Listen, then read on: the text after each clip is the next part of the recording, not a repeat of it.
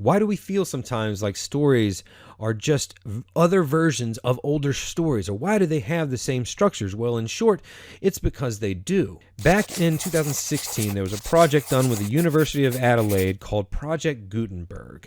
And they went out to input 1,300, over 1,000 stories, novels from all generations, to determine if there is consistency in the emotional arcs of stories, of the stories that we love.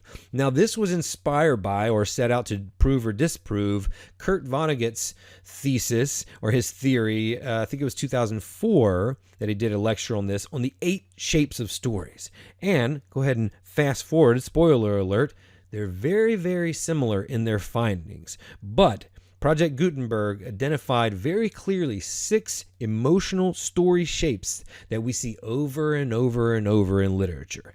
Let's get into them. Okay, so the first story shape that we see, and it is very much classic story structure, is the rise pattern, or the rags to riches pattern. So this is a constant rise. We start from a low point, and throughout the whole movie, it is an ascension, a rise. That's why the rags to riches moniker works so well, even though this certainly does not mean monetarily only. Now, you have those types of movies, like the Will Smith movie, Pursuit of Happiness, where he starts off homeless, and he works really hard to get a position, a sales position at this job. That is a monetarily based rags to riches story. But it just means of a constant pursuit of a goal or achievement. So think Rocky. I started off as a bum fighter, and then at the end of the movie, he's fighting for the heavyweight title. Now, of course, there are small ups and downs along the way, but if you zoom out and just look at the story from Act 1, Act 2, Act 3, it is a constant rise to this higher level of aspiration at the end.